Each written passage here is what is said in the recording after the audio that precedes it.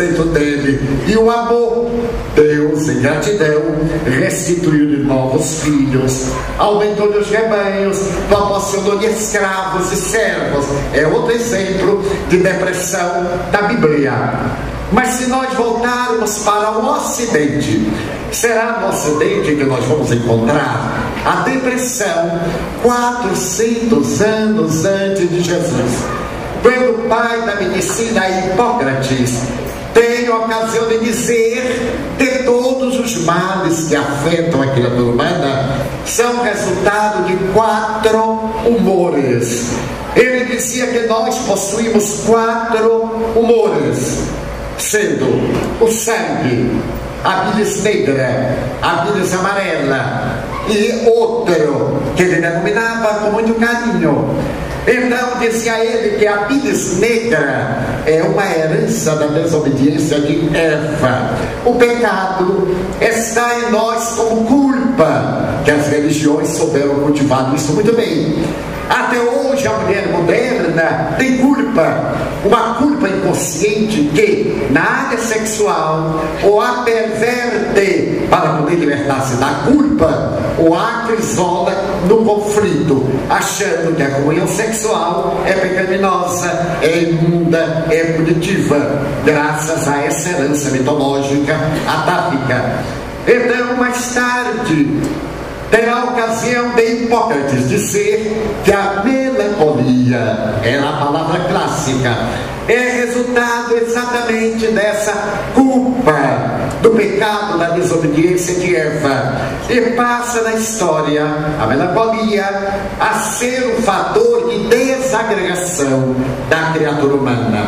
Os gregos antigos costumavam dizer que a depressão era a melancolia, punição dos deuses. Todos aqueles que desagradavam os deuses, esses castigavam-nos. Porém, mais tarde, nós teremos a ocasião de ler Aristóteles, e ele dirá que Sócrates e Platão, periodicamente, entravam em melancolia quando eram inspirados pelos deuses. Então nós temos 2 vertentes, a melancolia punitiva e a melancolia inspiradora. Posteriormente, 200 anos depois de Jesus, Galeno, o grande médico grego, dirá que existe uma solução para a melancolia e para as doenças. O indivíduo tem doenças por causa do excesso de bilis negra. Ele recomendava as sangrias, os laxantes, os vomitórios. E era fascinante, porque quem não morria de desidratação continuava melancólico. Por volta do século IV, a melancolia passou a ser chamada assídia ou assédia. E todo o período da Idade Média, a grande noite de 1000 anos da cultura humana, foi o período de melancolia, de sombra, de dominação arbitrária das religiões totalitárias, de treva, de mágoa, de mito, de horror, de depressão. Até que, por volta do século XV, aproximadamente, com a paisagem dos descobrimentos, às vésperas do século XVI, pela Casa de Espanha, depois pela Escola de Sagres, quando veio a renascença italiana, a libertação da beleza, as artes, Lutero libertando o Evangelho do dogmatismo clerical, a humanidade vai apagando as trevas medievais. E nasce um outro período, pelo século XVII, graças à ciência empírica. Se percebe que a criatura humana não veio à Terra para sofrer, que a Terra não é um vale de lágrimas, um lugar de degredo, onde nós estamos punidos, porque surge a chamada doutrina empírica. E o empirismo vai fazer a separação da religião com a investigação científica. É nesse século XVII que nós temos a glória de conhecer Galileu Galilei, de conhecer o sistema heliocêntrico, de ter a oportunidade de viajar através de Kepler, de Isaac Newton e de outros para para o cientificismo. Por volta do avançado século XVII, o cientificismo separa-se de Deus, porque a religião era inócua, era perturbadora, era depressiva, castradora, punitiva. Então era necessário dar dignidade à criatura humana. E é exatamente nesse período que a ciência resolve dizer que a criatura humana não tem alma. A alma é uma concepção teológica da ignorância e da tradição. E que faz os cientistas? Restauram o pensamento grego de 350 anos antes de Jesus, dizendo que nós éramos uma constituição atomista. E quando esses átomos se desagregavam, adivinha a morte, o aniquilamento da vida. A corrente atomista que renasce a partir do século XVII vai abrir espaço, felizmente, para a investigação científica. E logo no nascer do século XVIII, a ciência médica, que asseverava que a criatura humana pensa pelo fígado e ama pelo coração. Quando eu examino isso, eu acho tão interessante, porque os chamados cientistas são tão vaidosos, pretensiosos, e eu vou dizer, mas Divaldo, eu sou cientista. Eu digo, você sei que você é cientista, mas os seus amigos do passado diziam que nós pensávamos pelo fígado e amávamos pelo coração, e não pode haver nada mais estúpido. Mas muita gente, quando eu digo que nós não amamos pelo coração, ainda se surpreende. E a pessoa pergunta, mas Divaldo, quando eu amo, eu sinto uma coisinha no coração. Eu digo, eu também. Mas quando tem ódio, também. Quando tem ansiedade, também. Quando tem ciúme, também. Quando está com mágoa, também. Porque não é o amor, é um resultado fisiológico, é a emoção. As emoções são vasoconstritoras. Então as artérias, os grandes vasos se contraem e nós sentimos algo. Não é por causa do amor, é a emoção. Qualquer emoção. A gente fica ansioso, já vem a palpitação. Não tem nada a ver com amor. E como é que a gente ama? Eu vou explicar. Porque até há pouco tempo, quando eu era jovem, porque não faz muito tempo, a pessoa dizia assim, eu te amo com todo o meu coração, e ainda botava a mão. O coração é uma bomba, nem ama, nem desama. É a maior bomba que a humanidade conhece. Esse elástico é extraordinário. Basta dizer que quando o zigoto, depois da concepção, completa 20 dias, é menor do que um grão de ervilha, de repente o choque elétrico começa a pulsar, a ter esse momento de contração e de relaxação. Ainda não tem o órgão, mas já tem a função. Daí por diante nasce o órgão e ele pulsa. No homem que viveu 70 anos, 4 bilhões de vezes sem parar. Eu que já completei algo mais, ele já deve estar por aí 5 bilhões de vezes. O que mata de inveja o funcionário público que não trabalha nunca. Ele trabalha sem cessar, nesse contrair e nesse expandir-se. Então é uma bomba. Ele tem a função de jogar o sangue, coração, cérebro, coração, pé, coração, com a velocidade de 70 metros por segundo.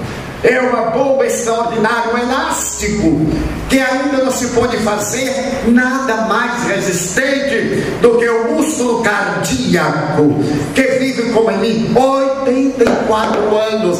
E claro que eu ainda sou adolescente, porque eu espero chegar aos 110. Então ele faz favor de continuar com as suas manifestações, as sístoles e a diástoles. E o fígado, dizia que se pensava pelo fígado, já imaginaram? Aliás, tem razão, as mulheres pensam pelo fígado, porque toda vez que está com raiva, ela põe a mão no fígado, e aí ela raciocina. Que coisa curiosa, mas tecnicamente, por volta do século XVIII, descobriram que o nosso cérebro tem uma célula diferente de todas as outras células. É uma célula nervosa e deram-lhe o nome de neurônio. É uma célula que tem uma cauda, e a essa cauda deram o nome de axônio. Não sabiam para quê. E descobriram que é uma célula especial. Nós nascemos com ela, e quando ela morre, não se repete. Então todas as células nossas multiplicam. Cortamos a unha e ela cresce, o cabelo. Corrigimos a dentadura. Temos um momento hepático, problema intestinal, e elas estão entre 28 e 30 dias em um banho de água levemente salgada e suavemente aquecida. Ela cresce. Tem o fenômeno da cisciparidade. Ela se divide em duas. Uma morre e a mais jovem fica com a memória da sua ancestral. Nos neurônios, não. Quando eles morrem, não renascem mais. Então isso deu lugar a uma ideia que à medida que a gente envelhece fica esquecida. Eu sou do tempo em que uma pessoa de 40 anos já era uma pessoa velha. Uma pessoa de 50 anos era uma pessoa quase detestável, porque a ciência nos anos 40 descobriu que nós possuíamos 5 bilhões de neurônios. E como diariamente morrem 15 mil, até chegar aos 45, 50 anos, a pessoa estava desneuronizada. Então estava esquecida, estava velha, não aprendia mais nada. E eu me lembro que na cidade que eu nasci no interior, uma mulher de 45 anos, depois do fenômeno da menopausa, ficava velha. Ela comprava agulha de crochê em tricô e ia tricotear a vida alheia, que não tinha o que fazer.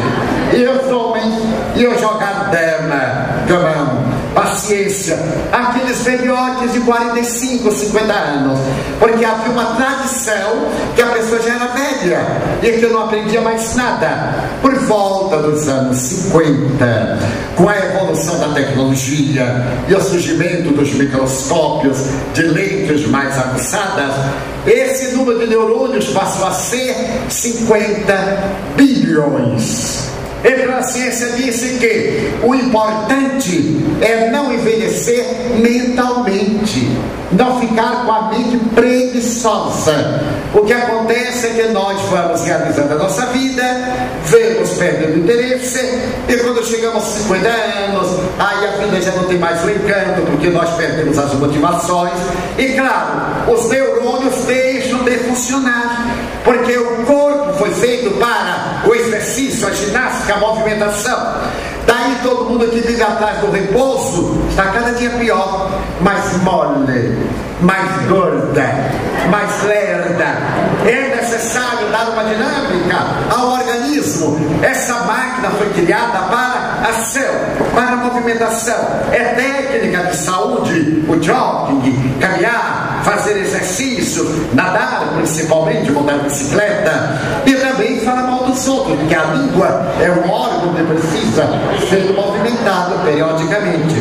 Então, a partir dos anos 50, se descobriu que quando os neurônios morrem, se a nossa vida mental é ativa, aqueles que sobrevivem substituem todos os órgãos duplos de nosso organismo. Se eu perco o olho, o outro adquire mais acuidade. Se eu perco o ouvido, o outro fica mais sensível. Se eu perco o rim, o pulmão, o outro fica muito mais ativo e substitui plenamente. Então a idade mental passou para 60 anos para a mulher e 55 para o homem. Vocês vão notar que a mulher vive mais do que o homem. Daí existem mais viúvas do que viúvos, porque a mulher é fraca, então dura muito mais. O homem que é forte não aguenta o páreo. Então é natural que a idade tenha aumentado. Por volta dos anos 70, a neurociência, que começou naquela época, estabeleceu que nós possuíamos 75 bilhões de neurônios. E por mais que morressem, nossos neurônios não faziam falta, desde que tivéssemos uma vida mental ativa. Então a idade passou 70 anos para a mulher, 65